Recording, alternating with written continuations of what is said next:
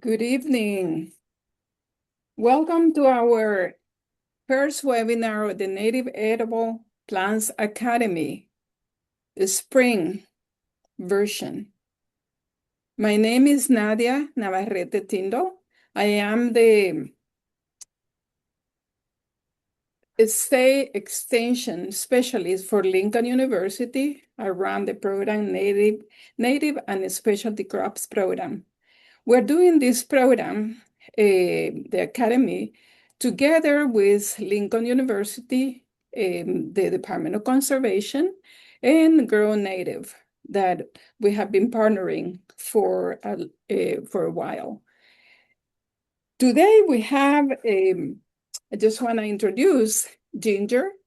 You will learn from her later during the series on April 23rd, and from me next week. But today we have Tina Wurth, who is our extension educator for the program for the Native and Specialty Crops, especially crops program. She is a dedicated community outreach coordinator with 38 years of experience in program design, implementation, and evaluation within educational and social services sectors. She is truly a leader. Many of you that are watching us have worked with her. And right now she is serving as an extension educator for our program. She helps with logistics to meet all of you, recruit them for events, and it also helps, in this case, to increase knowledge about native plants. Today is going to be not about native plants, but plants that are so common that we should learn more about it and start eating. So with that, I'm going to let Tina. I'm sure that you're going to say, please say something about yourself. I miss so much. You are a true leader, as I say. So please go ahead, Tina. I'm Tina Wurth. Like as Nadia said, I work for the Specialty Crops and Native Plant Program at Lincoln University Extension. My prior role at the Extension was at the Urban Impact Center in Kansas City, Missouri, where I served for 18 years. Came back and started working for Nadia, and I'm really glad to have the opportunity to work with the Native Plant Program, an area that I've always wanted to learn more about. And not only that, kind of share what knowledge I have just from life experiences and working in the field for many, many years.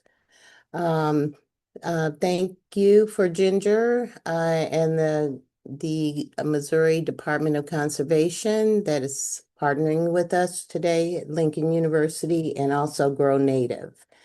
And without further ado, I will start the presentation. Okay, today we're going to talk about uninvited plants in your garden, your yard, garden, or fields that are edible. I put this slide on here to kind of give you an example of some of these plants that you may recognize. We might not do all of them. I have selected a few plants, our 10 most popular and common plants that most of you probably have some knowledge or a lot of knowledge about. So I'll try to keep it simple for those beginners that are wanting to learn more. And so, and if you have any questions later, you can put them in the Q&A, and either Ginger or Nadia will relay those to me so I can answer them to the best of my ability. These are not native plants. These are non-native plants. They're naturalized. And what does naturalized mean?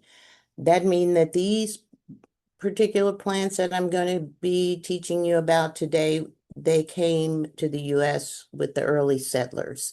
They're not native to North America. They were introduced into America a long, long time ago, and they have established themselves. They are very self-sustaining, and they produce and spread in all kinds of environments without human intervention.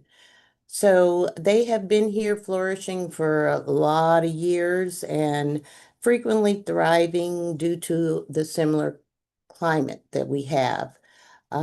Most of the countries that I can mention that these plants most likely were introduced from Asia, from Europe, and from North Africa.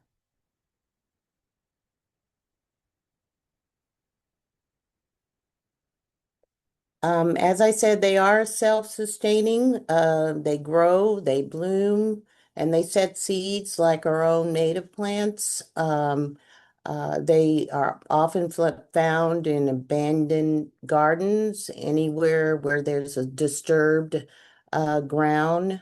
Sometimes when you're planting plants in the ground, the seeds will fly in that disturbed ground, and then you'll find that you'll have some of these um non-natives cropping up. Um, Also, they didn't evolve with our local native plant species, our insects, our animals, but that doesn't mean that they don't particularly benefit from these non-natives. Um, they just uh, they just don't support the biodiversity like true native plants, and they can also coexist together. They can oftentimes grow right next door to each other. The only thing that may be a little bit difficult is that if we talk about those non-natives that have larger tap roots, they may sometimes hinder other plants from growing well, they kind of rob your other plants of nutrients, depending on the species. These are the 10 most popular non-natives that I chose to talk about today. And these plants are in season right now is the reason I chose these 10. We're going to try to get through them, and we're going to try to talk a little bit about some of the practical applications for these non-natives. These non-natives are usually seen up here in the spring, which is a good time to practice when you go out in your yards or your gardens or your fields, and you can go out tomorrow if it's not raining. I think the forecast calls for rain, but you can go out and see what you can find. And I hope that the pictures are good and, presented well enough where you may be able to identify it by them. Also, I'd suggest to that after the presentation that you would maybe do your own research on these.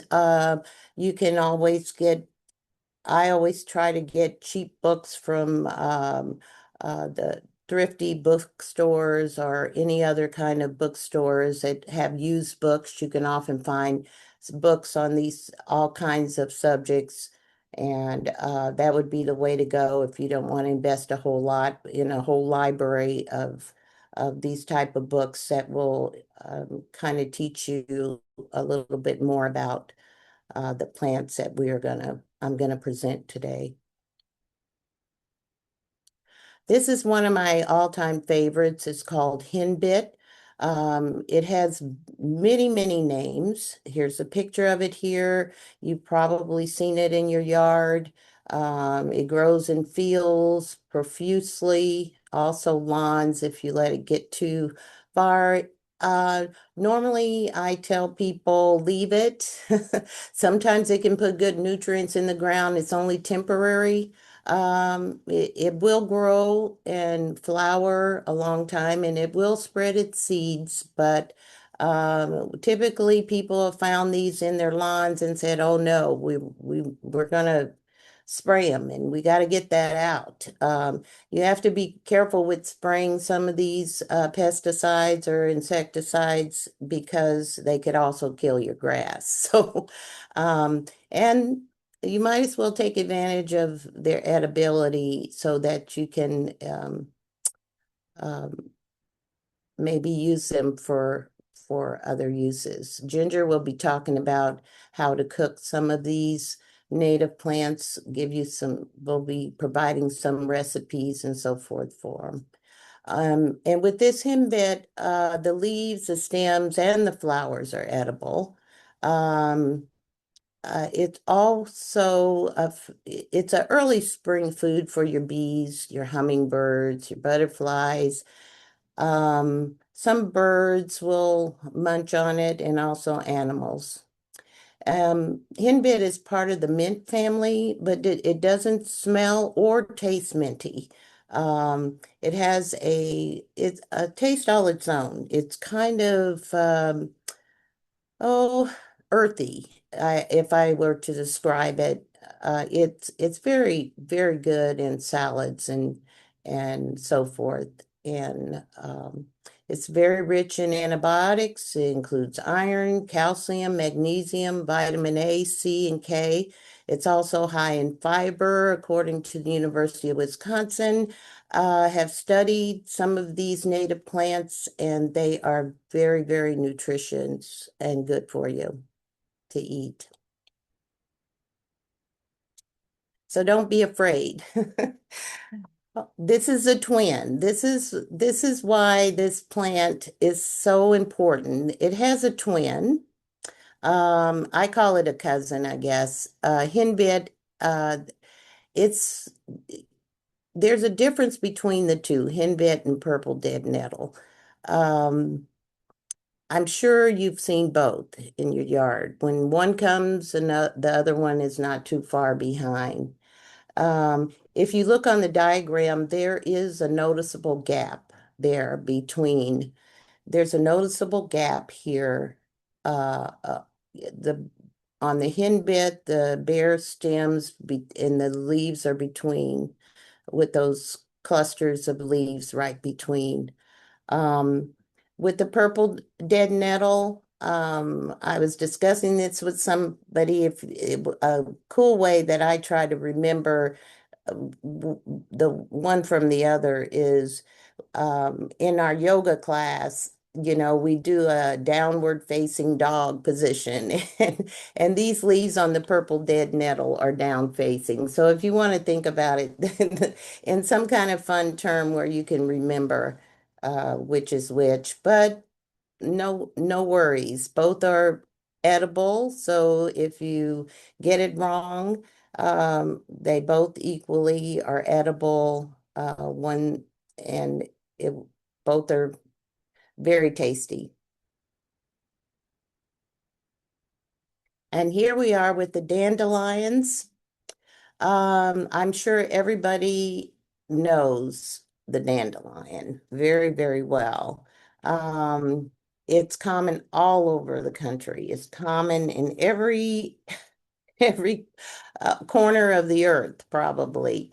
It likes lawns, it likes fields. I've been out in the country and I've seen fields and fields of dandelions. Um, they have very long tap roots. And I remember growing up, my mother had this real long tool that she hated the dandelions to be in the lawn. So she would send us kids out in the grass, and that was the worst job you imaginable. You had to stick this long metal fork-like ended tool in the ground and try to get that long, deep taproot. Because if you pulled it out just by the stem, it wouldn't all come out and they would just come back. And she would get very mad if we didn't get the whole thing. So I'm sure all of you have had the experiences probably with the dandelion. The taste profile varies with this plant, depending on the age. So it's best when you pick these leaves when they're younger. Actually, I had them for dinner. I cooked a dandelion. One of the things that I don't like with the dandelion leaf, I don't particularly like the stem. So I will pull the leaves off the stem. Now, some people will eat the stem and all, but it's just a personal preference. And so I like to cook it where it gets very, very soft without the stem. So it's so many ways that you can use the dandelion. And I think we all know that and heard of that dandelions are very, very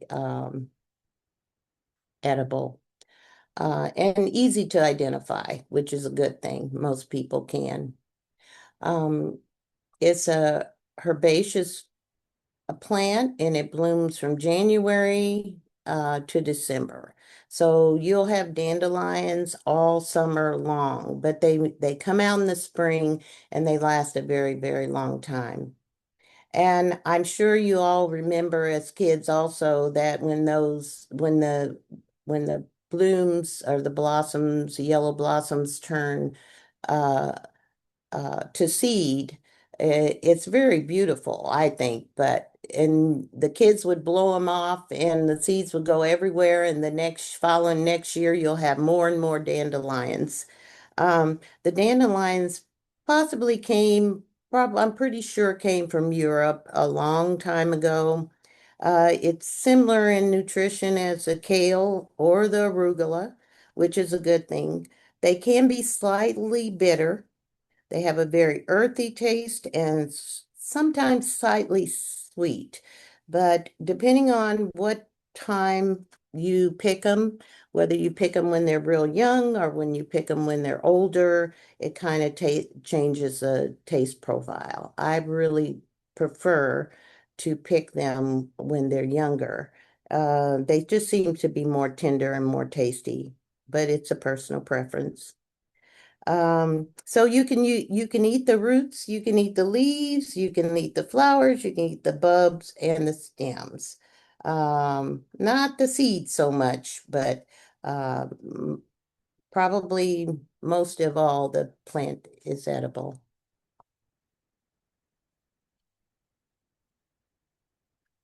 This is purslane.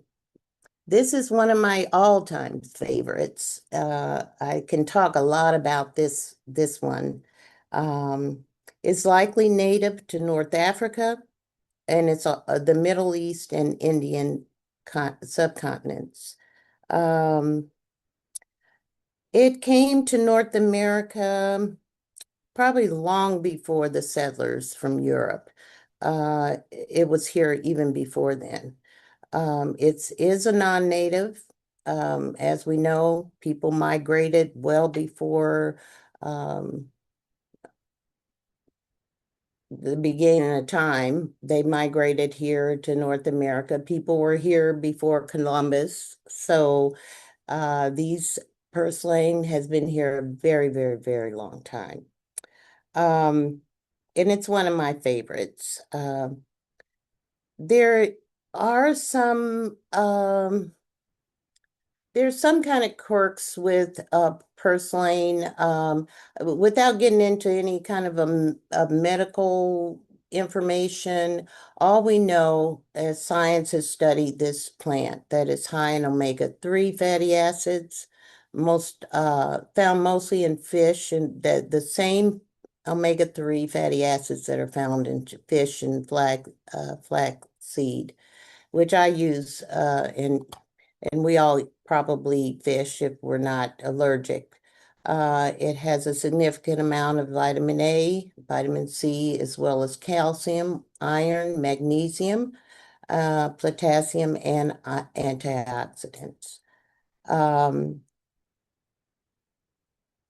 one of the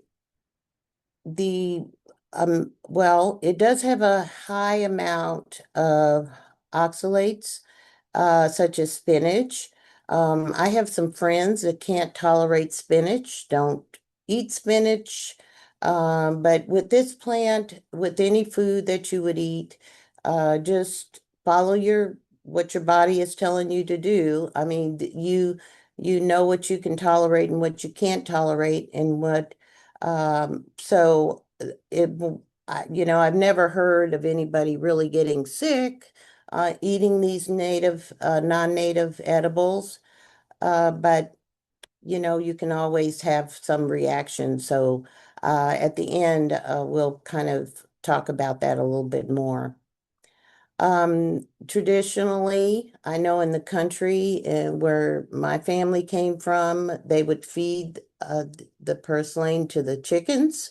Um, and because they thought it reduced egg cholesterol, there has been some studies that show that it reduces the cholesterol in eggs. I'm not sure if that's across the board. More research need to be done. Also, because of its succulent nature, you can uh, tear it open, and it does have it reacts just like a succulent, and it traditionally used for burns, ointment for burns. If you have a little burn, you can um, purslane is one of those that you can apply to that.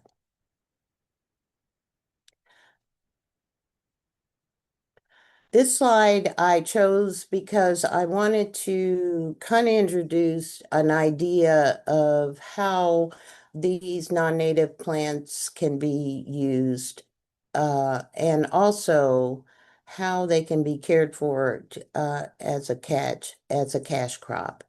Um, Occasionally, I go to the market and I will see that people are selling purslane. It's easy to grow in vegetable gardens from seed. The first picture I showed you in my presentation was purslane that was in a pot that I did not want it where it was growing, and so I dug it from the root and planted it in a pot. So it's very, very easy to grow, even from seed. You can get good seed from different companies that sell it. Um, and it's very, well, it's semi-quick in germinating. Normally, I would say it'll be ready for harvest in about 6 or 8 weeks. It provides edible leaves for most of the summer. Although, if you prefer to, you can keep cutting the young leaves of maybe about a less than an inch, and take the tops, and it'll continue to grow. You can eat it fresh, or you can eat it or cooked as a cooked vegetable. It's very, very good non-native as far as uh, being very adaptable to different dishes, and that you can, and there's a lot of recipes that you can use it with. It's always, I mean, I just said it was in farmers markets, but some specialty stores carry purslane too.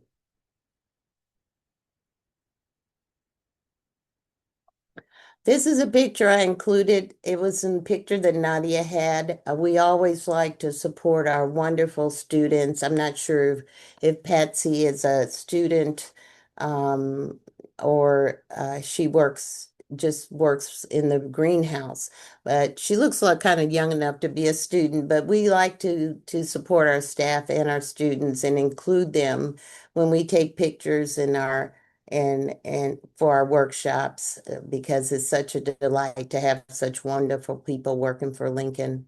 Um, she's harvesting purslane here at the finca at LU. It's the greenhouse that Nadia has there on campus in Jefferson City. And this one I threw in at the last minute too. This is one of our students, and he's sitting at a table at an event, which I thought was really cool, with a bunch of purslings sitting on the table. I don't know if he's selling it. It looks like a cash box there, so he's probably trying to uh, sell some of it, which is a great thing. Entrepreneur. Here is another one of our nice little additions to spring, which is described as field garlic. Ginger reminded me that it had very few other names like onion grass or crow garlic.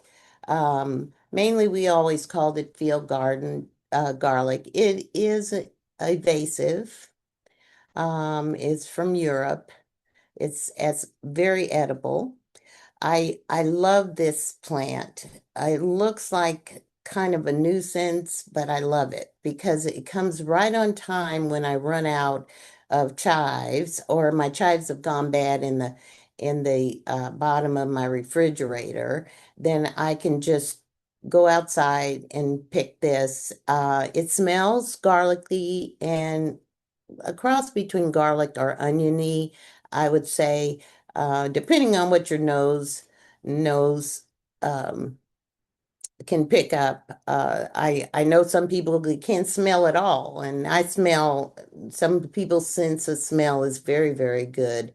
All I can say with this, there's a lot of similar um, plants that look a lot like the field garlic. This one, the stems are very hollow, is one way to identify it. Um, and you can call them stems or you can call them leaves, whatever you prefer. There are certain species that are not edible, and but it takes a little time to be able to figure out which is which. But just know that if there's no smell or garlicky or onion smell with something that looks similar, then it's probably not to be eaten. And it's always good. You can harvest as much of this as you want. You can cut off the stems or the leaves, or you can pull it up and use the whole thing. The bulbs are also um, edible, and it's very much aggressive. So don't worry, it'll come back somewhere. It'll come back.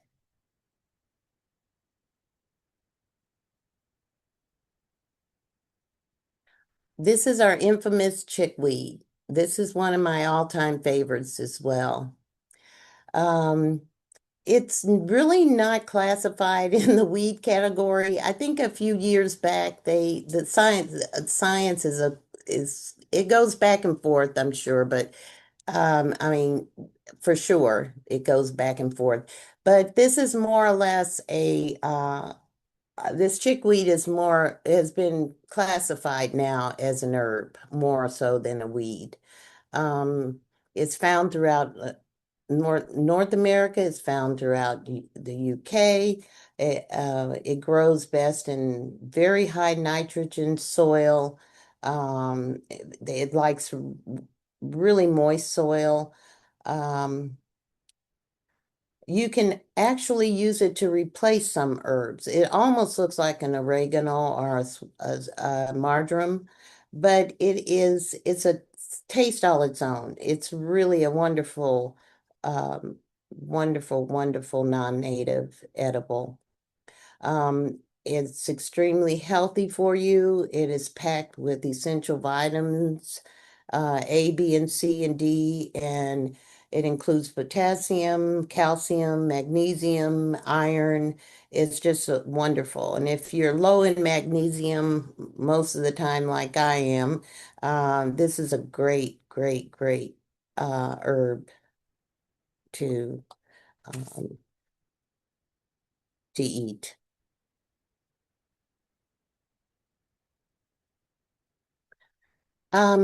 Okay, this next, I was real thrilled about this. Nadia sent me this picture of the chickweed growing in a low tunnel. I'm used to the high tunnel, but I think the low tunnels are that it's on the ground, it's growing in the ground. Well, Nadia probably will correct me.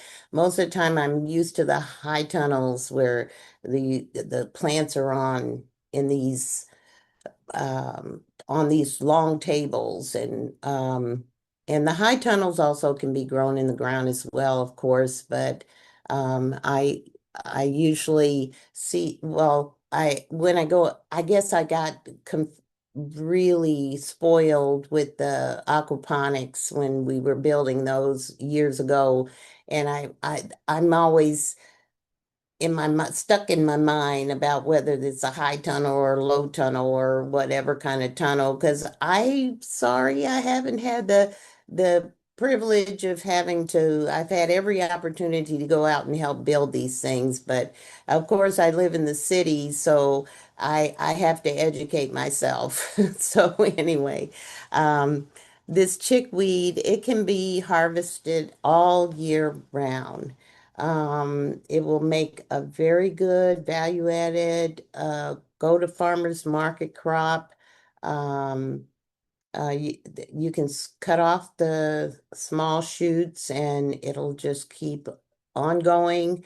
The lower stems and the roots of the plant that are left in the ground will regrow and can be harvested again for several weeks later. So this is a wonderful, wonderful, prolific, spreading quickly, um, um, uh, non-native herb, and it's mild and very, very very slightly sweet, I think, a little bit sweet. And that's just my palate, but this one is a wonderful one to get to know and to eat, to use in your cooking. And here's a whole plate of it. And this is a beautiful picture because it's just a beautiful herb. This is common plantain or broadleaf plantain. Um, It is, well, this one is another kind of plant that most people in the city kind of get nervous about and want to destroy. So I have to keep educating people that this is one of our non-native edibles, um, and that it's very nutritious and good for you. Um, I it tolerates a wide range of soils. It can grow in just about anything, really bad soils, rich soils. Um, it has to identify the plantain is unlike the dandelion, although um, people confuse it as a dandelion sometimes, but it is. The the shape of the leaves are a lot different. Um, those spikes that are up on coming out of this one as it mature are also edible. Um, uh, they can be toasted and sprinkled on your salad or over your pasta or whatever kinds of dishes you would like to sprinkle them over. They're very nutritious, um, non-native. And the older the leaves are, although they get a little bitter. So I would suggest really trying to pick this one when it's young.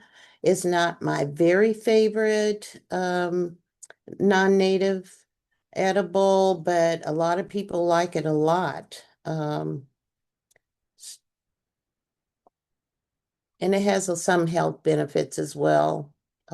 Some medicinal qualities, like the leaves are astringent, antiseptic, and it anti-itch.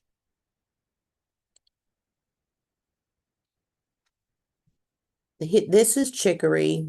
You often find chicory on the side of the roads. I don't see it much in the city. It might be um, more in out on roadsides. I normally saw it on roadsides. I'm sure it grows in fields and all kinds of disturbed ground around. So um, it's really a beautiful plant, I do think. It's a perennial is known for its bright blue dandelion-like flowers. It's a beautiful plant. I think it would be a really good addition to a flower garden if you could get it to grow in those conditions. They just grow just about anywhere in any kind of soil, more or less, and it comes back every year. Um, the one thing about the chicory is that it will close, the flowers will close as the day progresses. There's some plants that'll do that. My daylilies, I have a variety of daylilies that kind of closes at night and then it perks up in the day. Um, yeah, it perks up in the morning and then they kind of close and then they finally fall off. I don't, and so this one has a deep taproot as well. Um, the taproot can be dug, and I guess you probably know that chicory is sometimes ground to make an additive in coffee. It's actually a non-caffeine. It's not a is so it's a caffeine substitute. It's a additive that you can put in your caffeine coffee.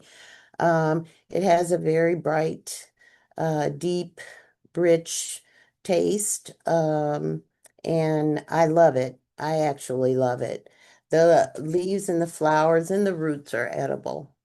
Um, it does need consistent watering though. Sometimes if you move it out of its habitat, I'm not so sure that it plant transplants real well. Um, and you can eat the leaves, but sometimes if they get too old, like a lot of the other non-natives, um, you need to try to pick the leaves early in the summer. Otherwise, they tend to be a little bit bitter. And you can always counteract that bitterness by throwing them in other types of greens, throwing them in whatever other greens that you have and mixing them in. This is another common plant that we find everywhere, but not so much in the city. I don't see it anymore, hardly in the city. Sometimes in community gardens. We had some growing over at our Impact Center on 10th Street um, a few years ago, and then it just went away. Um, but it's called common burdock. I like I tried to show both of these. Both of them are edible. The curly dock and the burdock. The burdock is scientifically been studied for quite some time, and the root has been known to help people that are suffering from diabetes. We cooked it one time. We dug the roots over at the office once for the kids and fried it outdoors in a big, huge pan. And it tastes just like potatoes. And the kids were just loving it. It just tastes totally like French fries. And um, it was just wonderful. And so there's a lot of things you can do with the burdock or the curly dock. The difference between the two is the burdock has those large leaves. It gets probably about, oh, I don't know, it gets pretty tall. Um, Curly dock, the leaves are a little bit um, um, longer, slimmer, a little curly, and it has few hairs on it. The burdock, it you can turn it, I mean you can touch it, and it feels a little bit, scratchy, hairy, if you will, but the older it gets, the more it gets that way. So I would suggest that eat the leaves in the when they're very young. Um, The seeds are edible and the roots are edible as well.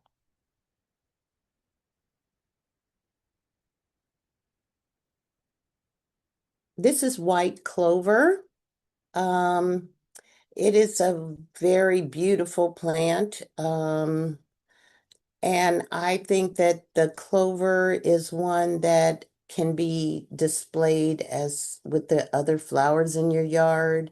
I was so thrilled one year when I got it going on in my yard because it just the white pinkish flower heads are just so beautiful. It gives a lot of color, especially if you have a huge patch of it. The leaves are edible, the flowers, the stems, and the seed pods are all edible. Um, and there, there's so many recipes you can use the clover. You can throw it in your salads, you can put it, and I think sometimes people use it for all different kinds of cooking and culinary. Also, it's really infamous for nutritious teas.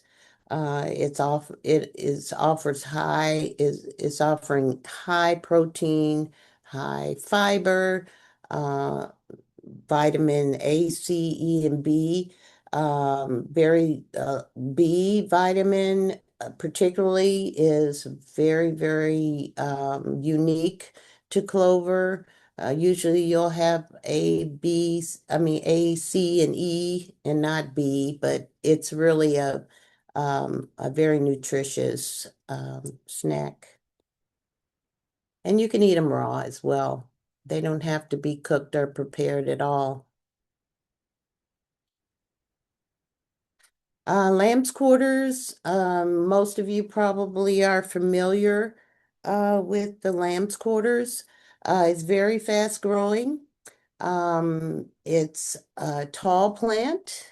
Sometimes it can get taller than 4 feet, depending on the condition, ground conditions.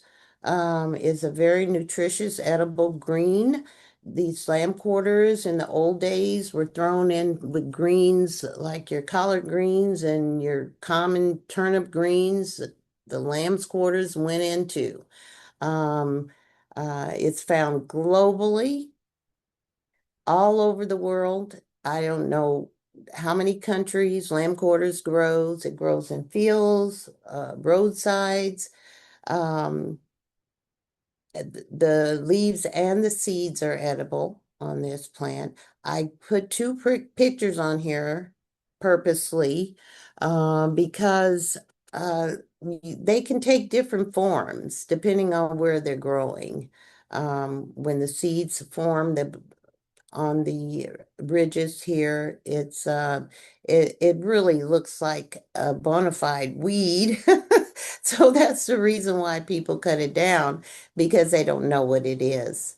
It's rich in A and C vitamins, is a good source of calcium, iron, and protein. It's also um, a substantial fiber. Um, and it's really tasty.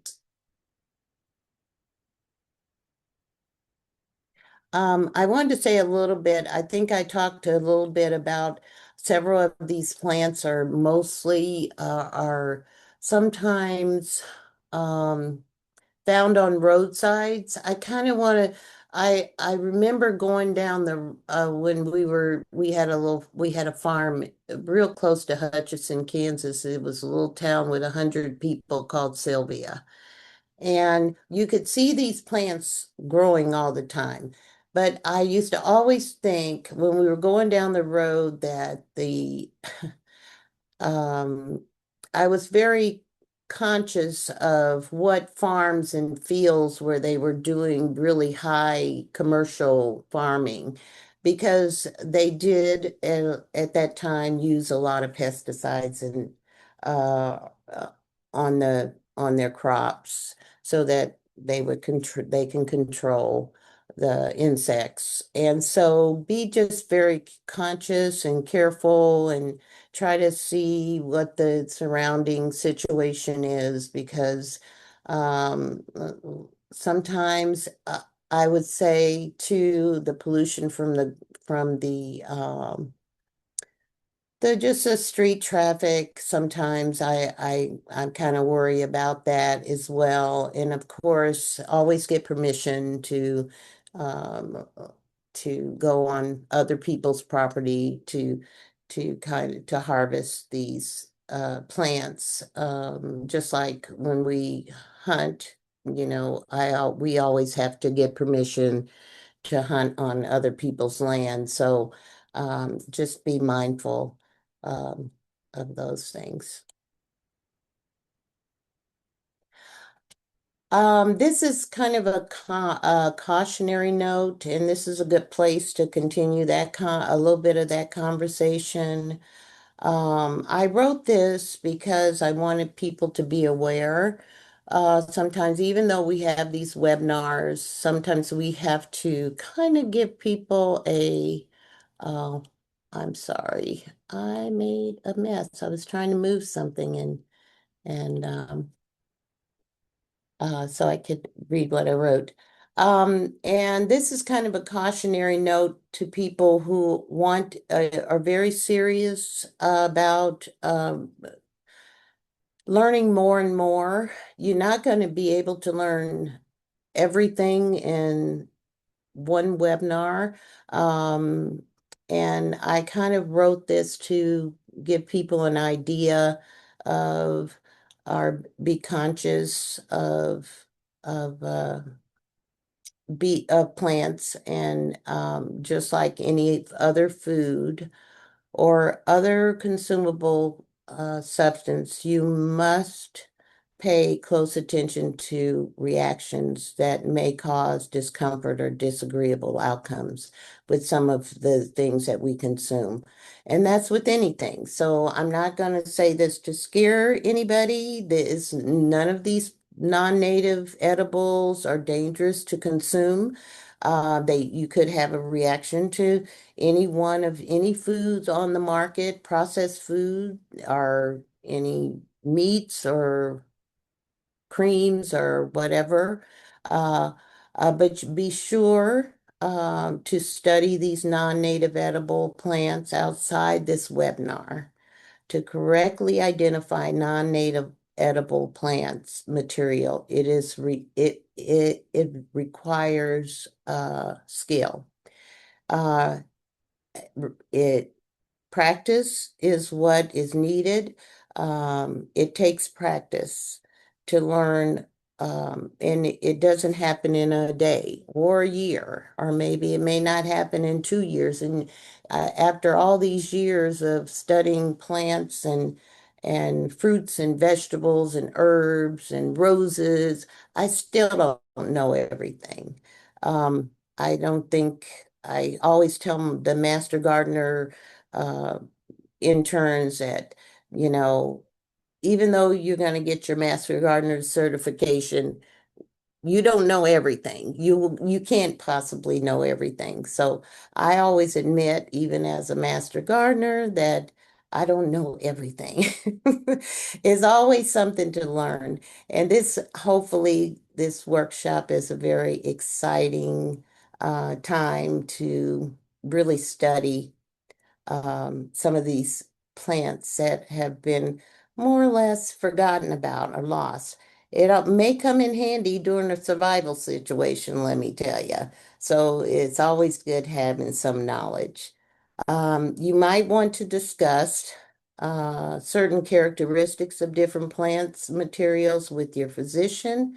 If you have, other kinds of problems with different, blood thinners might be one or any number of different conditions. Sometimes if you have a reaction, please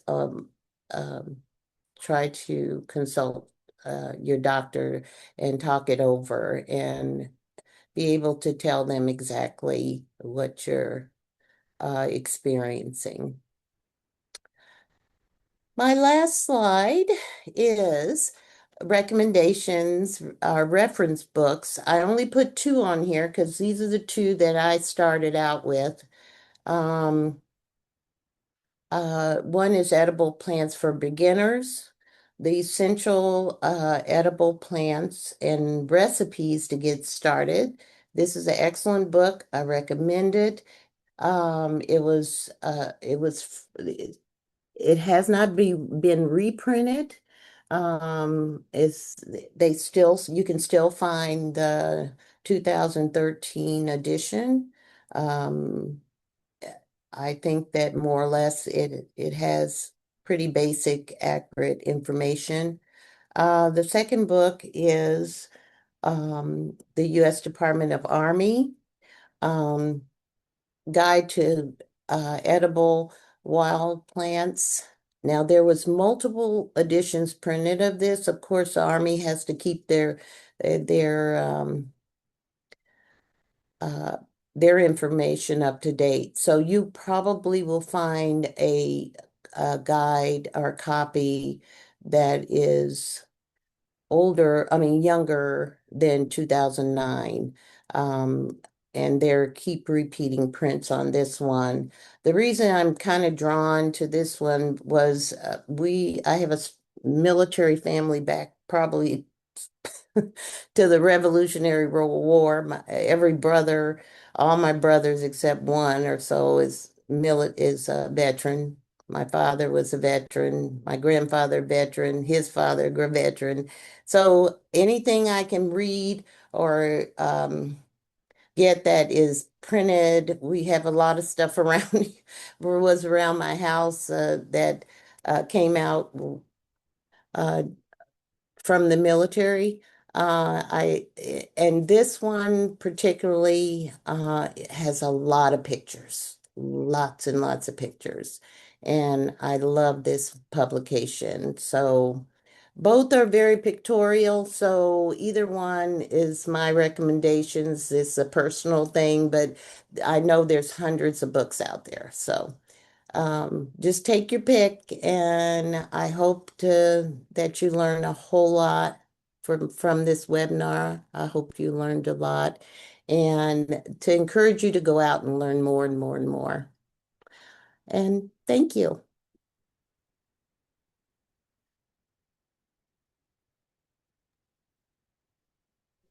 Thank you so much, Tina. That was fantastic. I learned a few new things as I always do with wild edible plant talks. Um, we have a couple of questions. Uh, Before I start those questions, I just want to point you to the chat.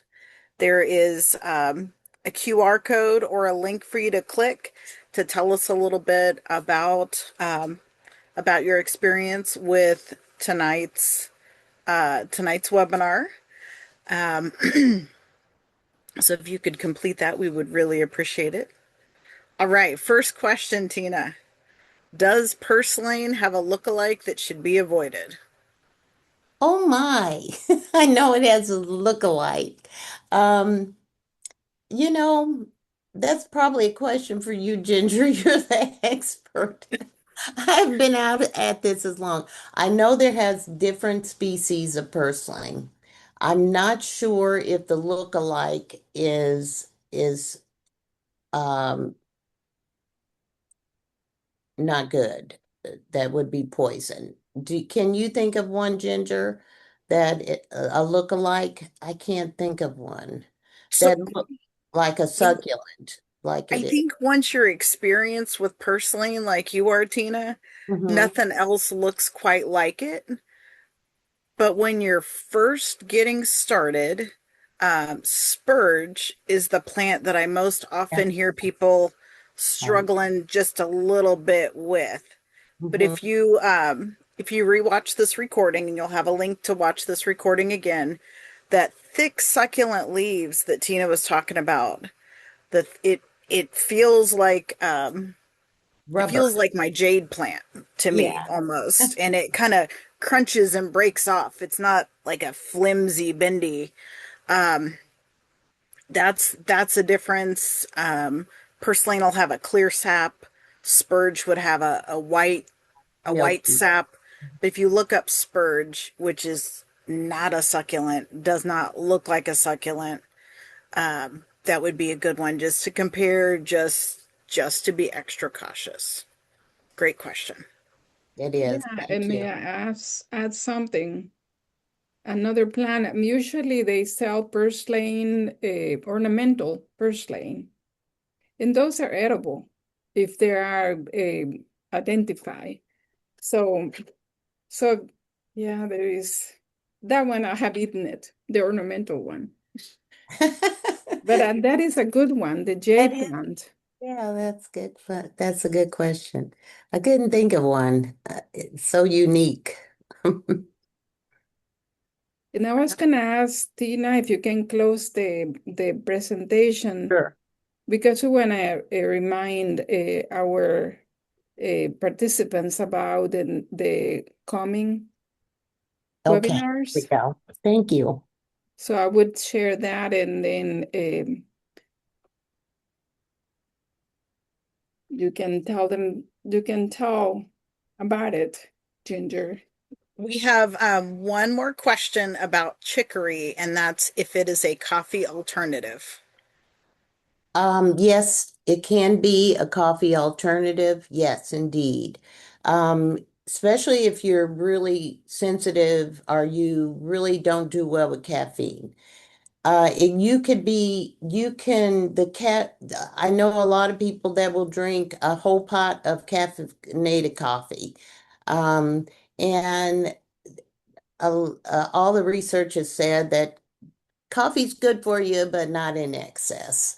So with chicory, you can drink it, more of it, I would say, if you like the taste. And that would be a perfect alternative to coffee, for sure. Great. All right. This is the first of 4 virtual classes that we're offering in this series. And then we will have an in-person symposium on May 23rd. So the rest of these Thursdays in April, we hope you'll come back and join us. We'll have some different plants and some different parts that we emphasize. April 16th, Dr. Nadia will be sharing about native perennial greens to harvest in the spring in your farm or garden. Yeah, and Ginger and Tina, several people have asked if we are gonna share recordings of these webinars, and we will. And I hope folks are getting out there to enjoy the spring weather and work on that plant ID. This is one of my favorite seasons because you can just go out and make a salad of a little bit of so many different things that are just delicious right out of your yard. Um, I'll wonder what's for dinner, and then I'll think, well, Scott hasn't mowed yet. I think I have a whole dinner right there waiting for me. So they make they make I try to think about eating, like one plant at a time just until I kind of get used to them, but then I'll blend them up and make a pesto and decorate cookies with them and all kinds of stuff. So it's Yeah, a fun it is season. fun to learn about everything that you have in your yard and then you can keep adding. It's what we would be talking about, what you can grow on purpose, but also what you have, like what Tina show us. It's so much out there that we shouldn't be going to the market too often. It's really. Nadia, is a survey going to be should they watch for the survey link right after we finish? We have shared it, so some people already have been feeling it, but if they haven't done it, please do it because I know that Tina's presentation was so great, and we want to hear from you. We want to be sure that you tell us what you think about it, and I will share it by email in case people need to leave, and so we hope that we have all of you evaluating us. Yeah, so I think that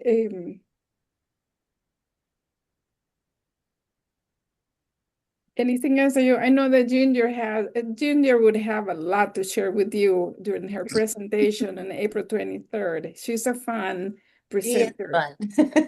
And hopefully during the symposium, we would, well, not hopefully, we would have samples of everything that we can. And between the three of us, we like to cook, we like to go in the woods, we like to garden. So you see a lot in Kansas City. Maybe we hope that not only people from Kansas City will come. Maybe you can make those of you who don't live in Kansas City, you can come and visit at the ranch. At the Anita B. Gordon, Nadia. Well, I keep saying that. Thank you. She's the ranch is in Jefferson City. That I, Nadia's more. She's around all the time. I'm in Jeff City right now. So I think we are done with our presentation. And send questions. If you have any questions that you didn't include in this presentation, you have our emails, so you can send them directly to either one of us, and we'll be happy to answer. So The thank you, symposium. Tina. Thank you all. Thank you all the people who signed up. It's so wonderful. I wish I could have saw your faces. We'll see you at the symposium. Thank And you we'll and good see you night. next Thursday. Have a great Bye. night. Bye-bye.